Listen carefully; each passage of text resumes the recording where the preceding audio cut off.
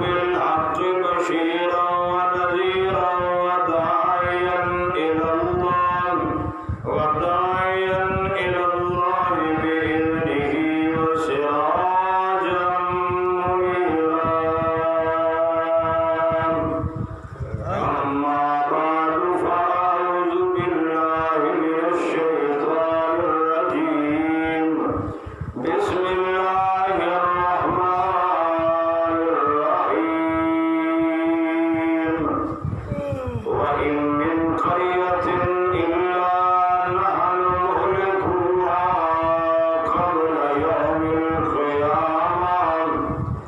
قبل يوم القيامة أو معذبوها عذابا شديدا. كان ذلك في الكتاب مسطورا. وما منعنا أن نرسل بالآيات إلا أن كذب بها الأولون. سبحان ربك رب العزة عما يصفون وسلام على المرسلين والحمد لله رب العالمين.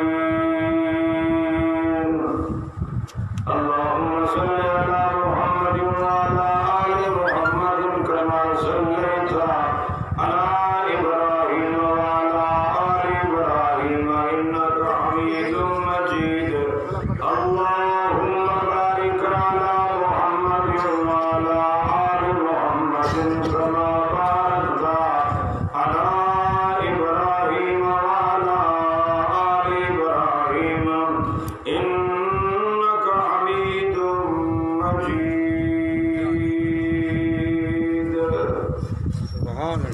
سلسلہ وار درس قرآن پاک سورہ بنی اسرائیل اور سورہ بنی اسرائیل کا آج چھٹا روز درس ہے.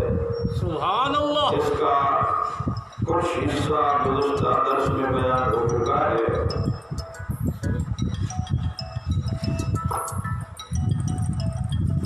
گزشتہ درس کی جو آخری آیت بیان کی گئی تھی اس آیت میں اللہ تبارک و تعالی نے یہ بات ارشاد فرمائی کہ جو اللہ کے مقرب بندے ہیں اللہ رب العزت کے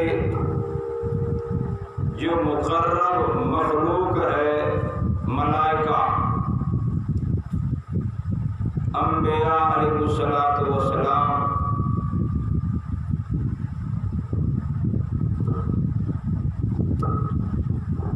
یہ اللہ رب العزت کا قرب حاصل کرنے کے لیے یبتغون الی ربہم الوسیلہ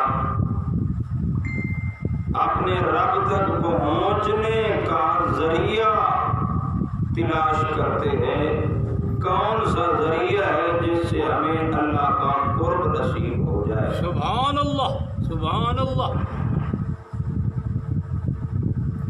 جب وہ اعلیٰ ہستیاں اللہ رب العزت کا قرب تلاش کرتے ہیں اور اللہ کے قریب ہونے کے لیے بڑی محنت اور کوشش کرتے ہیں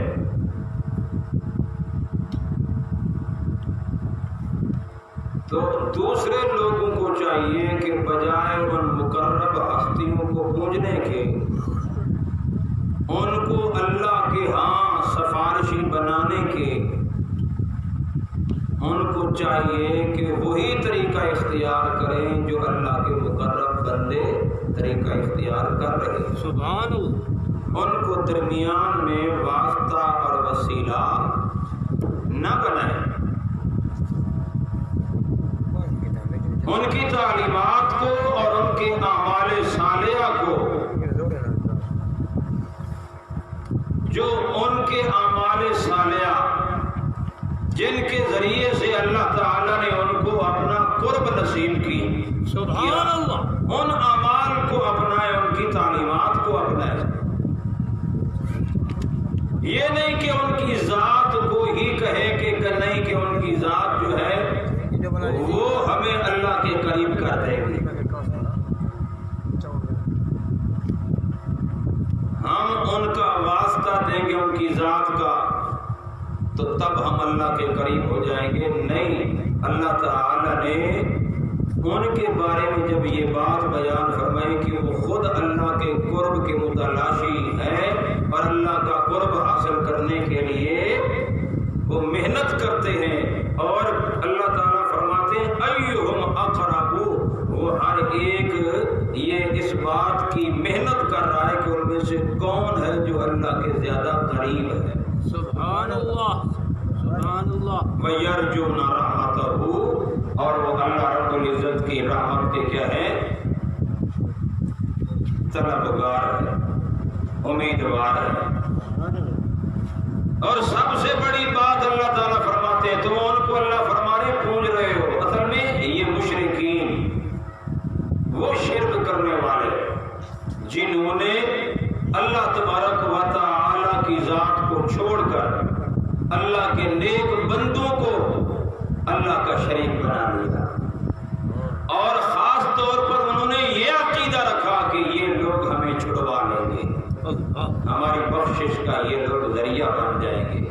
اللہ فرماتے ہیں ان کا حال بھی آپ نے سن لیا، اور بڑی بات یہ ہے کہ وہ یخافون عذابہ، وہ ہر وقت اپنے رب کے عذاب سے ڈرتے رہتے ہیں. ان کے دلوں میں اللہ کا کیا ہے؟ ڈر ہے، خوف ہے، اللہ کے عذاب سے ڈرتے رہتے ہیں.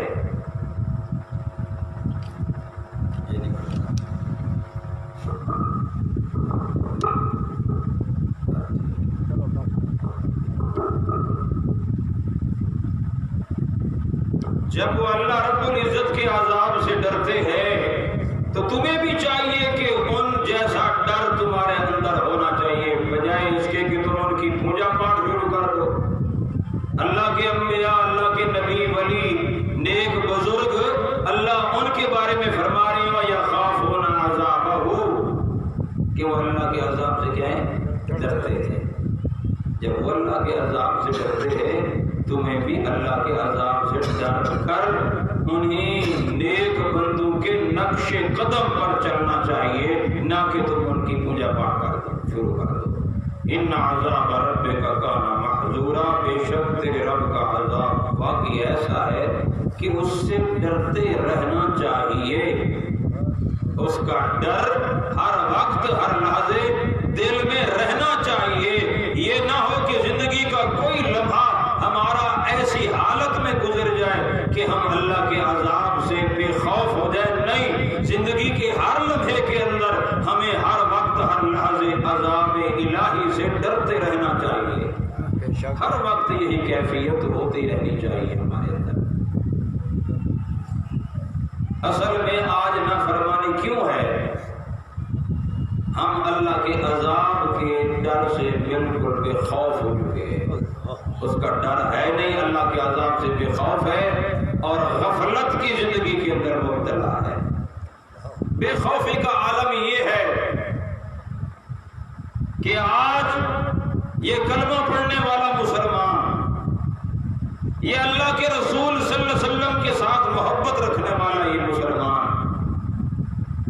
دین کا کون سا حصہ ہے کہ جس کے اوپر یہ مکمل طور پر عمل پیرا ہو؟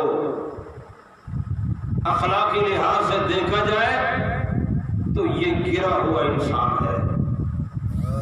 کردار کے حوالے سے دیکھا جائے، آئے دن سوشل میڈیا پر خبریں آ رہی ہیں، بد کرداری، بدعنوانی، بدعمالی، بے حیائی، یہ عام تام ہوتی چلی جا رہی ہے.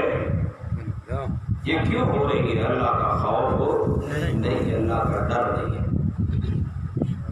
قانون کی پابندی کے لیے ہم دنیا والے اپنی تمام تر دنیاوی اسباب کے تحت لوگوں کو قانون کا پابند بنانے کے لیے کوشش کریں، کرتے رہنا چاہیے، سزائیں جو مقرر ہیں وہ دینی چاہیے۔ اس سزاؤں کے دینے سے ان تمام تر جرائم میں کمی آ جائے گی۔ چوری کی سزا ہے، بدکاری کی کیا ہے؟ سزا ہے۔ اللہ نے جو قرآن میں حدود بیان فرمائی ہے، حد زنا ہے، حد قذف ہے، اسی طریقے سے حد سرقہ یعنی چوری کی حد ہے۔ یہ تمام تر حدود جو قرآن پاک میں اللہ نے بیان فرمائی ہے، یہ لاگو ہونی چاہیے تاکہ جرائم کے اندر کمی آ جائے۔ اور اصل میں ان جرائم پر صحیح معنی کنٹرول کس وقت آئے گا؟ جب ہم اپنی تمام تر اس انسانیت کو، اپنے لوگوں کو تربیت دیں گے، ایسی تربیت کہ وہ دنیا کے اندر رہتے ہوئے، اس معاشرے میں رہتے ہوئے ایک ایسے انسان بن جائیں، باکمال انسان بن جائیں کہ وہ اللہ سے ڈر ڈر کر زندگی گزارنے والے ہو۔ قانون کی سزا تو ان کو ملے گی جو پکڑ جائیں گے، پتہ نہیں پس سے پردہ پیچھے کیا کچھ ہو رہا ہے، کیا ظلم ہو رہا ہے، کیا زیادتیاں ہو رہی ہے، کیا بربریت ہو رہی ہے، کیا کس قسم کے جرائم ہو رہے ہیں پتہ نہیں ہے۔ ان تمام تر جرائم کے سدباب کے لیے اللہ کے قرآن کی تعلیم عام کرنا، تربیت کرنا، لوگوں کو آخرت کی فکر دلانا، ان کے دلوں میں آخرت کا خوف پیدا کرنا لازمی اور ضروری ہے۔ جب یہ خوف آئے گا اللہ پاک کا، پھر کسی اور سزا کی ضرورت نہیں پڑے گی۔ اللہ کا خوف ضروری اور لازمی ہے۔ اس لیے اللہ تعالیٰ فرماتے ہیں میرے نیک بندے کیا کرتے ہیں؟ وَيَخَافُونَ عَذَابَهُ، میرے مقرب بندے اللہ فرما رہے ہیں وَيَخَافُونَ عَذَابَهُ، ڈرتے ہیں اللہ کے عذاب سے، اس کی پکڑ سے ڈرتے ہیں۔ اور یقیناً اللہ کا عذاب ایسا ہے، ان عذاب ربک کان محذورا، بے شک عذاب تیرے رب کا یقیناً ہے ہی ایسا کہ اس سے ڈرنا ہی چاہیے، ڈرنے کے لائق ہے۔ اس کا خوف ہر وقت ہر لحظے ہمارے دلوں کے اندر ہونا چاہیے۔ یاد رکھو جس بندے کے دل کے اندر اللہ کا ڈر پیدا ہو گیا ہے، اللہ کا خوف اس کے دل کے اندر پیدا ہو گیا، وہ بندہ کامیاب ہے، کامران ہے۔ اس لیے قرآن پاک میں اللہ تعالیٰ نے اسی بات پر بار بار زور دیا ہے، وَأَمَّا مَنْ خَافَ مَقَامَ رَبِّهِ وَنَهَى النَّفْسَ عَنِ الْهَوَىٰ فَإِنَّ الْجَنَّةَ هِيَ الْمَأْوَىٰ۔ اللہ تعالیٰ فرماتے ہیں وَأَمَّا مَنْ خَافَ، جو بندہ اللہ کے سامنے کھڑے ہونے سے دنیا میں ڈر گیا، اس دنیا میں رہتے ہوئے، پیتے ہوئے، چلتے ہوئے، پھرتے ہوئے، معاملات کرتے ہوئے، ہر آن ہر لحظے ہر زندگی کے شعبے کے اندر اللہ تعالیٰ فرماتے ہیں ہر ٹائم اللہ کا ڈر اس کے دل میں پیدا ہو گیا، ڈرتے ہوئے بولا، ڈرتے ہوئے اس نے دیکھا، ڈرتے ہوئے چلا، ڈرتے ہوئے معاملہ کیا کہ ایک دن اللہ کے سامنے پیشی ہونی ہے، ایک دن اللہ کی عدالت کے سامنے مجھے کھڑا ہونا ہے۔ اس عدالت خداوندی کا خوف دنیا کے اندر پیدا کر لیا۔ اللہ تعالیٰ فرماتے ہیں اس خوف کا نتیجہ کیا نکلتا ہے؟ وَنَهَى النَّفْسَ عَنِ الْهَوَىٰ، اپنی خواہشات پر اس نے کنٹرول کر لیا، پابندی لگا دی، اور اپنی خواہشات کو بے روی سے روک لیا، لگام چڑھا دی اس کے اوپر، اور اپنی خواہشات کو قرآن کے پیارے پیغمبر کے فرمان کے تابع کر دیا۔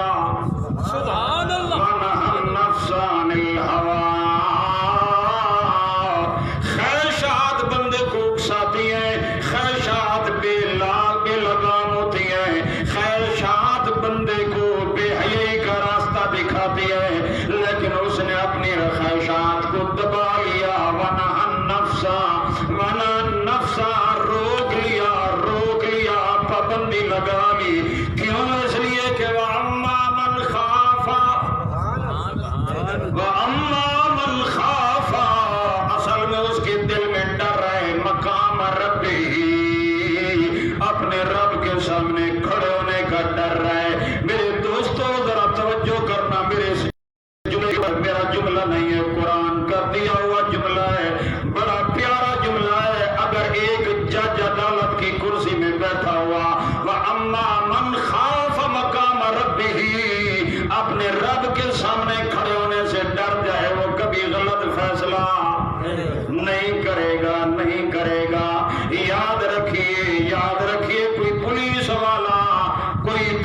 والا اگر اللہ کے سامنے کھڑے ہونے سے ڈر جائے، وہ کبھی بھی غلط مقدمے درج کر کے آگے نہیں بھیجے گا، غلط FIR نہیں کاٹے گا، یقیناً کسی قسم کا جرم نہیں کرے گا، رشوت نہیں لے گا. کوئی MLA، کوئی MPA، کوئی بڑے عہدیدار جن کے ہاتھوں کے اندر باغ ڈور ہے ملک کے اندر، کسی کو ہم نے صدر بنایا، گورنر بنایا، کسی کو وزیر اعظم بنایا، یہ تمام تر یقیناً اگر اللہ کا ڈر ان کے دلوں میں پیدا ہو جائے. کون سا ڈر؟ وَأَمَّا مَنْ خَافَ مَقَامَ رَبِّهِ کہ ایک دن کس کے سامنے کھڑا ہونا ہے؟ اللہ کے سامنے کھڑا ہونا ہے. عوام کے اندر اگر ڈر پیدا ہو جائے، اللہ کا خوف پیدا ہو جائے، وَنَهَى النَّفْسَ عَنِ الْهَوَىٰ اپنے نفس کو خواہشات کی اتباع سے کیا کر لیا؟ روک لیا. قرآن کا وعدہ سنو، اللہ تعالیٰ فرماتے ہیں فَإِنَّ الْجَنَّةَ هِيَ الْمَأْوَىٰ. وعدہ اللہ کا بڑا پکا وعدہ ہے، سچا وعدہ، کھرا وعدہ. چھوڑ فرقوں کو، چھوڑ تھڑا بندی کو، تیاری کر آخرت کی، تیاری کر اللہ کی اس میدان قیامت کی بہت بڑی عدالت کی تیاری کر، کامیاب ہو جائے گا.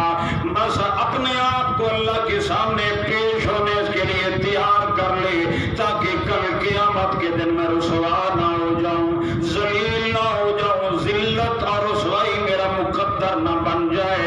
یہی تیرے دل میں پتھر اور تیرے دل کے اندر یہ امنگ پیدا ہو جائے اور ہر جرم سے اپنے آپ کو بچا لے. اگر انسانی بشری تقاضے کے مطابق کوئی لفظ اور گناہ ہو جائے، توبہ طائب ہو جا، گڑ گڑا جا، رو جا، اللہ کے آگے معافیاں مانگے، اپنے آنسو بہا. اگر کسی بندے کا حق مار کر آیا ہے، مارا ہوا ہے، اس سے معافیاں مانگ، اس کا حق تو دینے والا بن جا، حق ادا کر لے، تاکہ کل قیامت کی پکڑ سے اپنے آپ کو تو بچا لے. میرے معزز سامعین، اللہ کا وعدہ ہے فَإِنَّ الْجَنَّةَ هِيَ الْمَأْوَىٰ. فَإِنَّ الْجَنَّةَ هِيَ پھر جنت ہی اس کا ٹھکانہ. اللہ تعالیٰ نے بہترین جنت بنائی ہے، کن لوگوں کے لیے بنائی ہے؟ وَأَمَّا مَنْ خَافَ مَقَامَ رَبِّهِ وَنَهَى النَّفْسَ عَنِ الْهَوَىٰ فَإِنَّ الْجَنَّةَ هِيَ الْمَأْوَىٰ. اللہ نے دوسرے مقام میں بھی خوشخبری سنائی ہے ان لوگوں کے لیے جو اللہ کے عذاب سے ڈرتے رہتے ہیں، اللہ کے سامنے پیشی سے ڈرتے رہتے ہیں. اللہ فرما رہے وَلِمَنْ خَافَ مَقَامَ رَبِّهِ جَنَّتَانِ. وَلِمَنْ خَافَ مَقَامَ رَبِّهِ جَنَّتَانِ. ان لوگوں کے لیے اللہ تعالیٰ فرماتے ہیں جو اپنے رب کے سامنے کھڑے ہونے سے ڈر گیا، اس کے لیے دو باغ ہیں، جنت کے دو باغ. جنت کے دو باغ. اللہ دے بندے ہو، وہ جنت سبحان اللہ. دنیا کے باغ بھی اللہ کے پیدا کردہ ہے، لیکن اس میں ہمیں محنت کرنی پڑتی ہے، کوشش کرنی پڑتی ہے. لیکن جنت کے وہ باغ سبحان اللہ. اللہ تعالیٰ کا وعدہ کتنا بڑا عظیم وعدہ ہے. کیا اللہ کے وعدے پر ہمیں یقین ہے؟ یقیناً ہونا چاہیے. مسلمان کو یقین ہے. لیکن آج جرائم جو ہو رہی ہیں، مجرم نے قرآن نہیں پڑھا، رشوت خور نے قرآن نہیں پڑھا. اللہ اللہ کے دین کے باغی نے قرآن نہیں پڑھا، بے حیائی بدکاری کرنے والے نے قرآن نہیں پڑھا۔ اگر قرآن پڑھتا، قرآن پر تدبر کرتا، تفکر کرتا، آخرت کی میں پیدا ہوتی اور جرائم سے اپنے آپ کو بچا لیتا۔ میرے دوستو بزرگوں، قرآن کا میسج یہی ہے، پیغام یہی ہے۔ آج تیاری کرو آخرت کے اس میدان میں کھڑے ہونے کے لیے، تاکہ ہم اس دن رسوائی سے کیا ہو جائے، بچ جائے۔ وہ ہمیشہ کی رسوائی ہے۔ اللہ تعالی ہمیں اس رسوائی سے بچائے۔ اللہ تعالی ہمیں نیک اعمال کرنے کی توفیق عطا فرمائے۔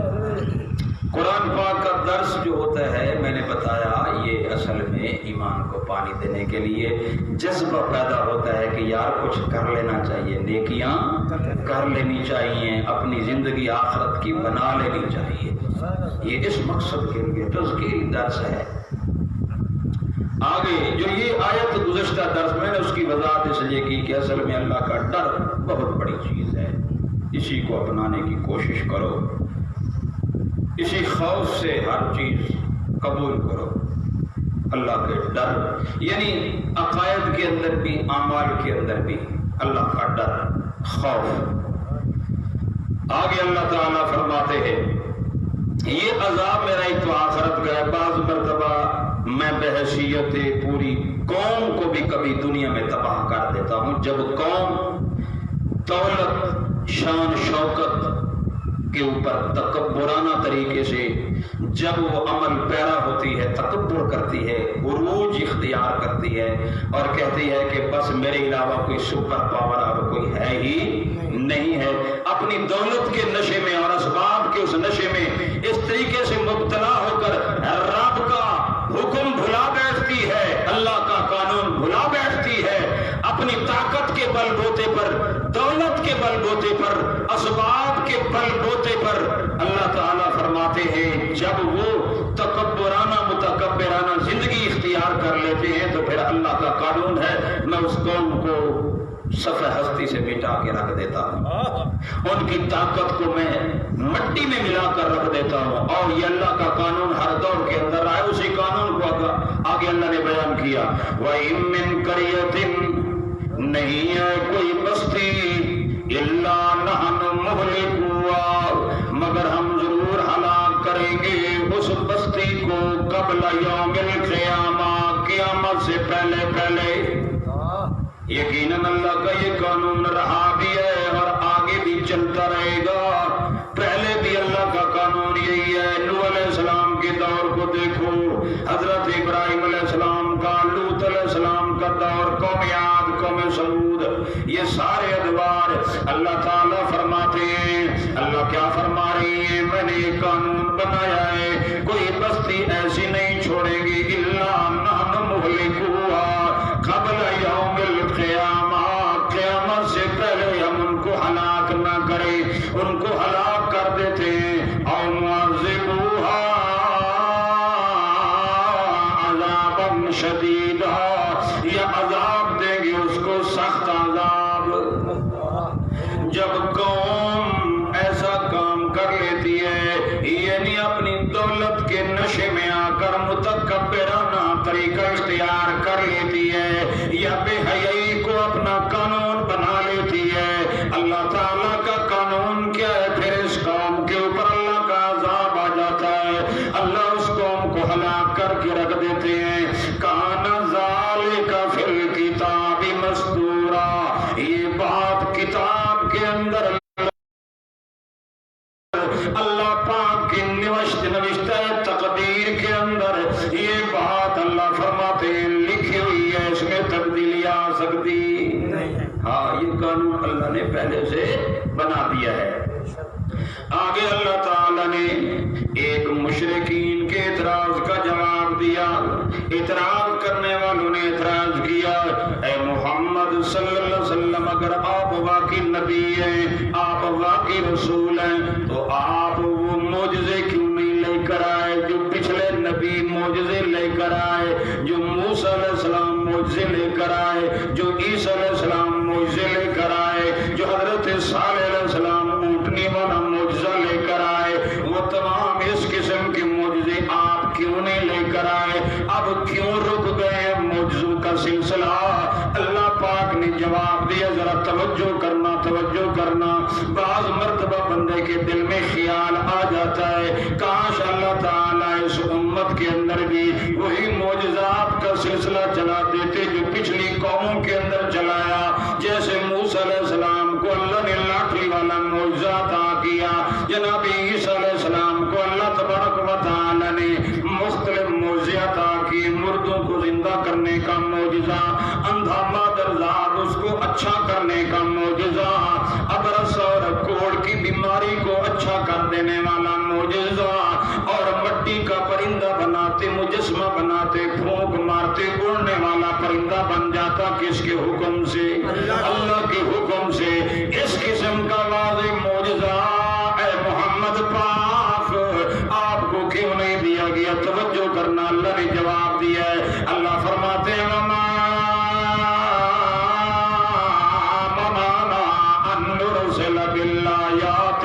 نہیں منع کیا ہمیں ان معجزوں کے بھیجنے سے، کسی چیز نے ہمیں روکا نہیں ہے، نہ کوئی روک سکتا ہے۔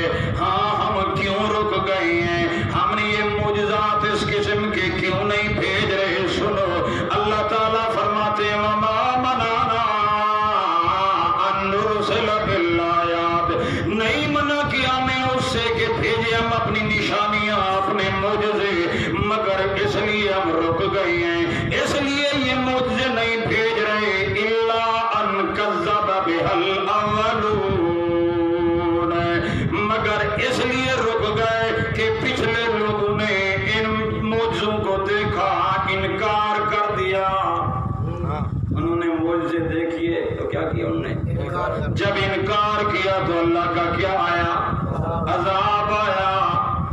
اللہ تعالیٰ فرماتے ہیں میں نے ان کو واضح معجزات دکھائے، جب انہوں نے معجزات کا انکار کر دیا تو پھر میرا قانون ہے کہ اس قسم کا جب واضح معجزہ آ جائے، پیغمبر معجزہ دکھا رہا اور قوم تسلیم نہ کرے بلکہ اس معجزے کو جادو کہہ دے، اس معجزے کے ظاہر کرنے والا پیغمبر جس کے ہاتھ سے اللہ نے ظاہر فرمایا اس کو ساحر کہہ دے، پھر اللہ کا قانون کیا ہے؟ اللہ عذاب نازل کر دیتا ہے، پھر قوم کو مہلت ملتی نہیں ہے۔ اس لیے اگر میرے پیارے پیغمبر حضرت محمد مصطفیٰ کہو صلی اللہ علیہ وسلم اس جیسا واضح معجزہ لے کر آ جاتے جو تمہاری عقلوں کو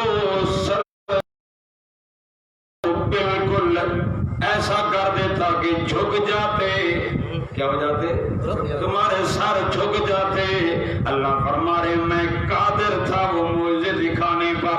موسیٰ علیہ السلام کو میں نے معجزہ دیا، عیسیٰ علیہ السلام کو میں نے معجزے عطا فرمائے، صالح علیہ السلام کو میں نے معجزات عطا کیے۔ وہی رب ہوں، وہی طاقت والا ہوں، معجزے دینے والا میں آپ اللہ ہوں۔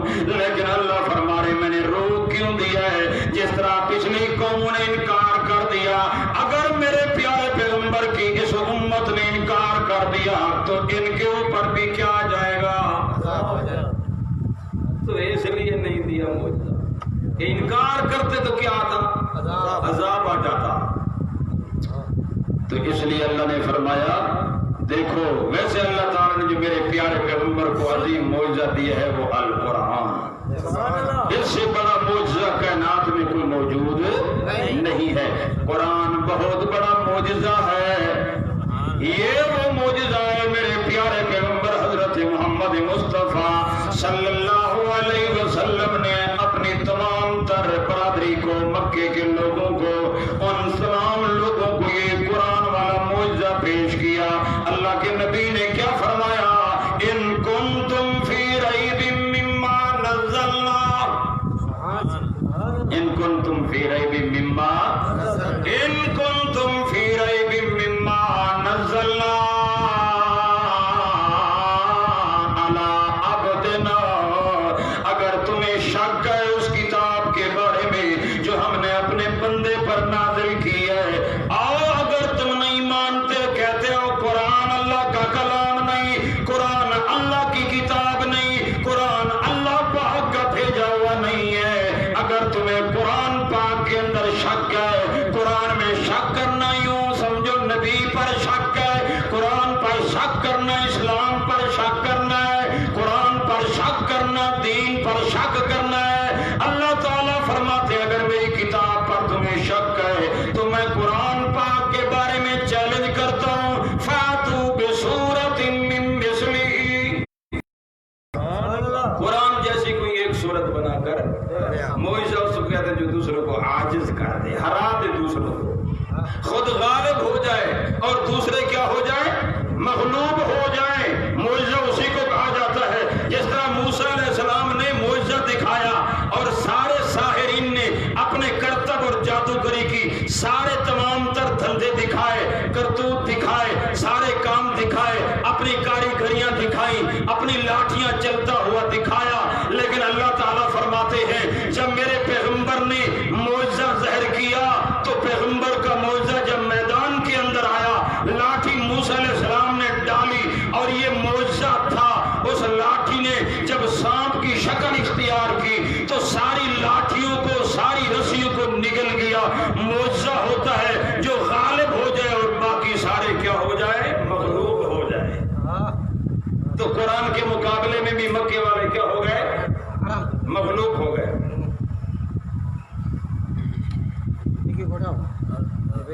اللہ اکبر. معجزہ, قرآن والا معجزہ بڑا عظیم معجزہ ہے. آج بھی معجزہ ہے یہ قرآن پاک, پہلے بھی معجزہ تھا, معجزہ ہے, معجزہ رہے گا.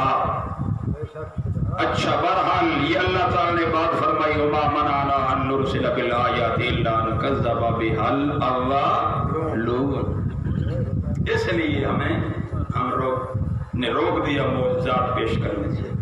آگے اللہ فرما رہے ہو ایک معجزہ ہم تمہیں سناتے ہیں کہ جس کے انکار کرنے کی وجہ سے اس قوم پر اللہ کا کیا آیا, عذاب آیا. بہت سارے معجزات میں نے اپنے نبیوں کو دیے لیکن ایک معجزے کا ذکر اللہ کرتے ہیں. اللہ فرما رہے وَآتَيْنَا ثَمُودَ النَّاقَةَ مُبْصِرَةً,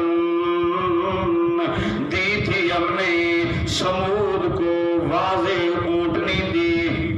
کس دیا, واضح اونٹنی دی. تاریخ میں آتا ہے کہ اونٹنی پہاڑ سے نکلی گابن اونٹنی تھی اور وہ اللہ رب العزت کا معجزہ تھی, نشانی تھی. مبصراتن, بالکل واضح, ان کی آنکھوں کے سامنے چلنے پھرنے والی. فظلموا بها,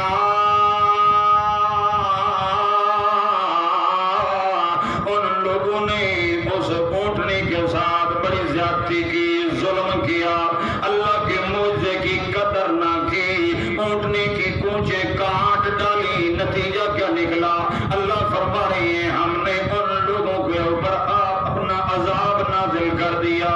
وما نرسل بالآیات الا تخویفا, نہیں بھیجتے ہم اپنی نشانیاں مگر ڈرانے کے لیے, مگر آنکھیں کھولنے کے لیے, ڈرانے کے لیے بھیجتے ہیں. لیکن جب قوم نہ ڈرے پھر میرا عذاب آ جاتا ہے. اللہ نے اونٹنی بھیجی, فرمایا یہ میری اونٹنی ہے, یہ ناقۃ اللہ ہے, یہ اللہ کی نشانی ہے. جہاں چلے پھرے چگے چرے چگے اور چرے چگے, جہاں بھی چلے کوئی روکنے ٹوکنے والا کوئی نہیں ہے. کوئی اگر روکے گا ٹوکے گا اس کو تکلیف, کوئی معاملہ اگر زیادتی والا اس اونٹنی کے ساتھ کرے گا, اللہ فرمایا, اللہ تعالی نے فرمایا پھر عذاب میرا آ جائے گا. خیال کرنا قوم کو اللہ کے پیغمبر حضرت صالح علیہ السلام نے آگاہ بھی کر دیا تھا کہ اس اونٹنی کے ساتھ کسی قسم کی کوئی زیادتی نہیں کرنی. لیکن انہوں نے اس اونٹنی کے ساتھ کیا کی, زیادتی کی, ظلم کیا.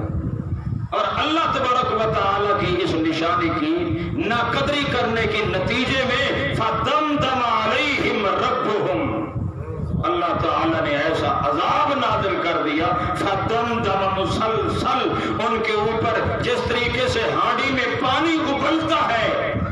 اللہ تعالیٰ فرماتے ہیں اس قوم کے اوپر اس طریقے سے اللہ تعالیٰ نے عذاب نازل فرما دیا. یہ قوم پوری کی پوری صفحہ ہستی سے مٹا کر تاکہ لوگ ڈریں اور میرے موضوع کی قدر کر کے میرے نبیوں کی قدر کریں اور میرے احکامات کی اطاعت اور اتباع کریں۔ اچھا، اس کے بعد اللہ تعالیٰ فرماتے ہیں میرے پیارے پیغمبر حضرت محمد مصطفیٰ صلی اللہ علیہ وسلم کی نبوت اور رسالت پر ان لوگوں نے پہلا جو اعتراض کیا کہ معجزے کیوں نہیں ملے، اس کا ہم نے جواب دے دیا۔ ایک اور استہزاء انہوں نے مکے والوں نے کیا پیارے پیغمبر کی ذات پر۔ میرے پیارے پیغمبر صلی اللہ علیہ وسلم نے فرمایا میں جو دین لے کر آیا ہوں، دعوت لے کر آیا ہوں، جو میں قانون لے کر آیا ہوں، ایک دن اللہ تبارک و تعالی اس کو اتنا پروان چڑھائے گا، اتنا پروان چڑھائے گا، اتنا یہ دین پھیلے گا کہ مکہ ہو، مدینہ ہو، عرب ہو، عجم ہو، قیصر ہو، کسریٰ ہو، فارس ہو، سارے اس اسلام کے زیر سایہ ہوں گے۔ میرے پیارے پیغمبر صلی اللہ علیہ وسلم نے جب یہ بات بیان فرمائی، اس آیت کی تات بیان فرمائی، کیوں سی آیت اللہ تبارک و تعالی نے فرمایا ما ارسلنا، ہم نے نہیں بھیجا مگر جتنے بھی رسول بھیجے ہیں، خاص طور پر پیارے پیغمبر صلی اللہ علیہ وسلم کے بارے میں فرمایا۔ اللہ تبارک و تعالی فرماتے ہیں ہم نے آپ کو جو دین حق دے کر بھیجا ہے، اس دین حق کا مقصد کیا ہے لیظہرہ علی الدین کلہ، تاکہ آپ اس دین کو تمام ادیان پر کیا کر دیں، غالب کر دیں۔ جب میرے پیارے پیغمبر صلی اللہ علیہ وسلم یہ بات بیان کر رہے تھے، مکے والے کہتے تھے دیکھو جی یہ کون کون سے خواب دیکھ رہا ہے۔ اللہ تعالی نے فرمایا وَإِذْ قُلْنَا لَكَ إِنَّ رَبَّكَ أَحَاطَ بِالنَّاسِ، جب کہا تھا ہم نے تم سے میرے پیارے پیغمبر کہ تیرے رب نے گھیر رکھا ہے ان تمام تر مشرکین کو، ان کو تیرے رب نے کیا کر رکھا ہے، گھیر رکھا ہے، ان کا گھیرا تنگ ہو رہا ہے، ایستا ایستا ایستا یہ مٹتے چلے جائیں گے، ختم ہوتے چلے جائیں گے، ایک کفر کی سرحدیں سکڑتی چلی جائیں گی، اسلام کی سرحدیں بڑھتی چلی جائیں گی۔ اے میرے پیارے پیغمبر جب ہم نے آپ سے یہ بات کہی تو ان ظالموں نے جب یہ بات سنی تو مذاق کرنے لگ گئے۔ ایک تو اس بات پر مذاق کیا، دوسرا ہے میرے پیارے پیغمبر جو ہم نے آپ کو رویا دکھائی ہے، معراج کے واقعے کی طرف اللہ پاک نے اشارہ فرمایا ہے، سبحان الذی اسریٰ بعبدہ لیلا من المسجد الحرام الی المسجد الاقصی، اس کی طرف اللہ پاک نے اشارہ کرتے ہوئے فرمایا جب میرے پیارے پیغمبر نے صبح آ کر مکے والوں کو بتایا کہ میں نے رات کو اللہ تعالیٰ کے حکم سے، اس کے اذن سے میں نے سیر کی ہے، میں یہاں سے مکہ المکرمہ سے بیت المقدس تک گیا ہوں، اللہ تعالیٰ نے بیت المقدس کی سیر کرائی ہے، عالم بالا کی سیر کرائی ہے، آسمان کی سیر کرائی ہے، جنت الماوا کی سیر کرائی ہے۔ جب یہ بات میرے پیارے پیغمبر صلی اللہ علیہ وسلم نے مکے والوں کے سامنے رکھی، انہوں نے استہزاء کیا، کیا کیا، استہزاء کیا، مذاق اڑایا میرے پیارے پیغمبر صلی اللہ علیہ وسلم کا کہ دیکھو ابھی تو مکے کے اندر ہے، ابھی تو اس کے پاس ساتھی بھی نہیں ہے، یہ خواب دیکھ رہا ہے کہ میں بیت المقدس کو بھی فتح کروں گا، یعنی یہ تمام تر یہ ساری قوتیں میرے ذہن نگین ہو جائیں گی۔ عجیب بات ہے، ابھی تو مکے کے اندر ہے اور مکے کے اندر اس کی کوئی نفری بھی نہیں ہے، کوئی طاقت بھی نہیں ہے، اور یہ خواب دیکھ رہا ہے کس کے، بیت المقدس بنانے۔ اللہ تعالیٰ نے فرمایا ان ظالموں نے اس واقعے کو بھی مذاق بنایا۔ اللہ تعالیٰ فرماتے وما جعلنا الرؤيا التي، یہ لفظ رویا کے اوپر میں پہلے بحث کر چکا ہوں، علماء کا اختلاف ہے، الرؤيا سے مراد ہم بعض علماء اس سے آنکھوں کا دیکھنا مراد لیتے ہیں، اور بعض علماء الرؤيا سے مراد خواب لیتے ہیں، اور پیغمبر کا خواب سچا خواب، پیغمبر کا خواب حق خواب، پیغمبر کا خواب وہی خواب، پیغمبر کا خواب حقیقی خواب، پیغمبر کا خواب خیالی خواب نہیں ہوتا، پیغمبر کا خواب کوئی عام خواب نہیں ہوتا، پیغمبر کا خواب کوئی معدے کی خرابی کا خواب نہیں ہوتا، وہ اللہ کی وحی ہوتا ہے، پیغمبر کا خواب ہے۔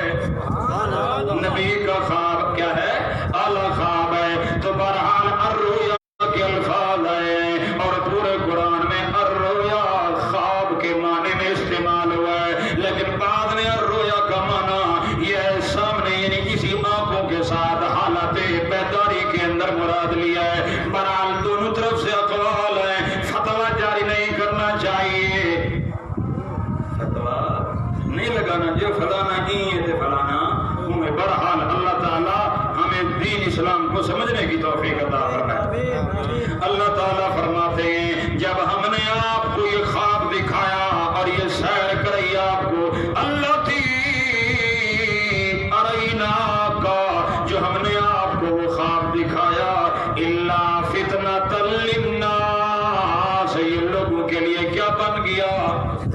آزمائش بن گیا. ان کے لیے کیا بن گیا؟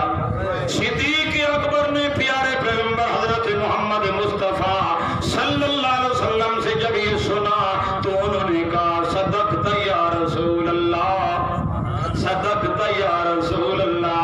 اے اللہ کے رسول آپ سچ فرما رہی ہیں. اس رات کے تھوڑے سے حصے کے اندر چاہے میری عقل مانے نہ مانے لیکن اللہ نے آپ کو سیر کرائی ہے. میں کہتا ہوں صدقت یا رسول اللہ، آپ سچ فرما رہی ہیں، کیونکہ میرا تجربہ ہے آپ کی زبان سے کبھی جھوٹ نہیں نکلا. میرا تجربہ ہے آپ نے کبھی جھوٹ نہیں بولا. لہذا جب آپ دنیاوی معاملات میں کبھی آپ نے جھوٹ نہیں بولا تو دینی معاملات اور اللہ کے معاملے میں آپ کیسے جھوٹ بول سکتے ہیں؟ لہذا میں ابو بکر صدیق میں تصدیق کرتا ہوں صدقت یا رسول اللہ، آپ سچ فرما رہے ہیں. لیکن جب ابو جہل نے یہ بات سنی، ابو جہل نے جب یہ بات سنی اس نے تسلیم نہیں کیا. وہ ہمیشہ کیا رہ گیا؟ ابو جہل. جہل دا پیو جہالت دا باپ. اللہ اللہ. میرے معزز سامعین، بڑے بڑے کافروں نے انکار کر دیا. اصحاب رسول مومنین نے کیتے آپ صلی اللہ علیہ وسلم کی تصدیق کر دی. اللہ تعالیٰ فرماتے اللہ فتنۃ للناس، یہ رویا بھی آزمائش تھی لوگوں کے لیے. اور تیسری چیز میرے پیارے پیغمبر صلی اللہ علیہ وسلم نے جو بیان کی جس پر مکے والوں نے استہزاء کیا، اللہ تعالیٰ فرماتے ہیں وہ بھی ایک فتنہ اور آزمائش بن گئی لوگوں کے لیے. میرے پیارے پیغمبر نے فرمایا جہنم ہے، آگ ہے، لیکن اس آگ کے اندر ایک درخت ہے. ایک کیا ہے؟ درخت ہے، تھوہر کا درخت. کون سا درخت؟ تھوہر کا درخت ہے، کڑوا درخت ہے، کانٹے دار ہے کانٹے دار کڑوا، جو جہنمیوں کا کیا ہے؟ کھانا ہے.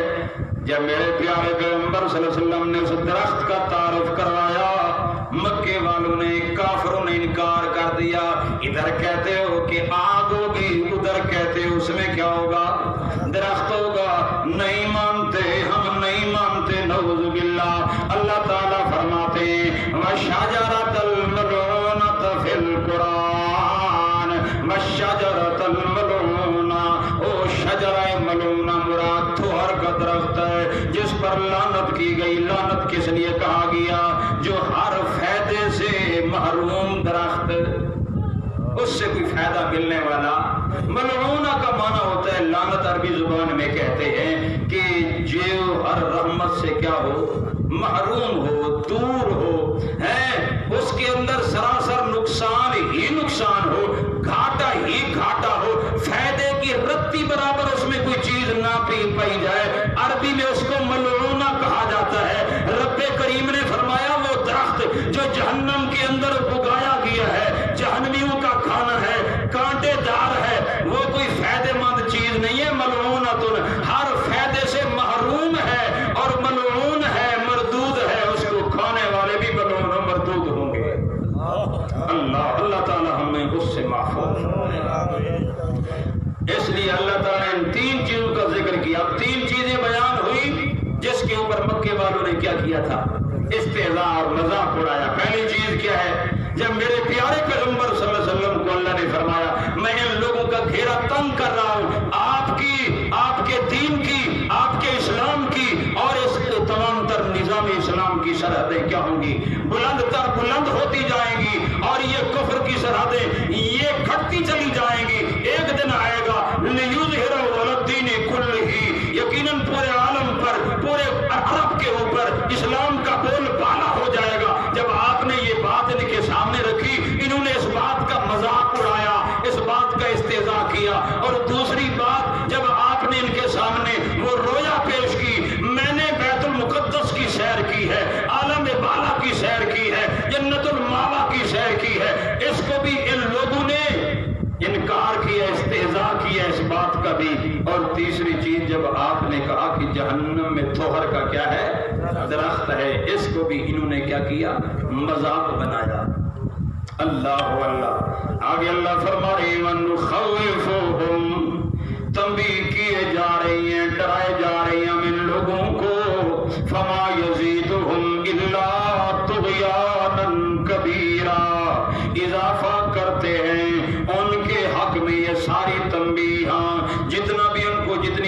سناؤ ان مشرکین کو۔ اللہ فرما رہی ہیں مزید طغیانی کے اندر اور بڑھتے چلے جا رہے ہیں، سرکشی میں اور آگے بڑھتے چلے جا رہے ہیں۔ بجائے تنبیہ سنانے کے واپس آ جائیں، تنبیہ سنائی ہے لوٹ آئیں، اللہ کا ڈر سنایا ہے، ڈر کر اپنے تمام تر مخالفتوں کے ہتھیار ڈال کر پیارے پیغمبر کی اطاعت والے بن جائیں، پیارے پیغمبر کے مطیع و فرما بردار بن جائیں، پیارے پیغمبر کی ہر بات کی تصدیق کرنے والے بن جائیں، تائید کرنے والے بن جائیں، ایمان لے آئیں، کامیاب ہو جائیں گے۔ لیکن جتنے ڈرانے سنائے جا رہے ہیں، جتنا خوف دلایا جا رہا ہے، الٹا کیا ہو رہا ہے؟ یزیدہم الا طغیانا کبیرا۔